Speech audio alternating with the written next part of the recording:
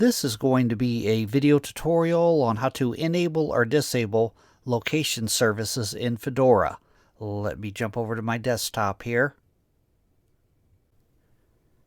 I am on my desktop now. To enable or disable location in Fedora, it's very easy to do. The first thing you want to do is open up Settings.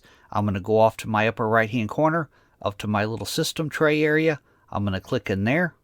And I'm going to go down to the little gear wheel icon, that is Settings. I'm going to click on Settings.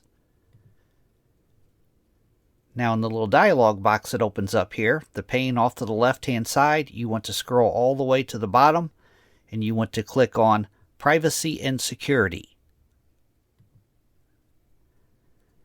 And in the center pane, under System, right here is Location. It says Control Access to your location. I'm going to click on Location. And right up top here, automatic device location. Use sources like GPS and cellular to determine device location. If this is toggled on, then you're showing your location. If it's toggled off, you're disabling location services. That is how to enable or disable location services in Fedora. Thanks for watching.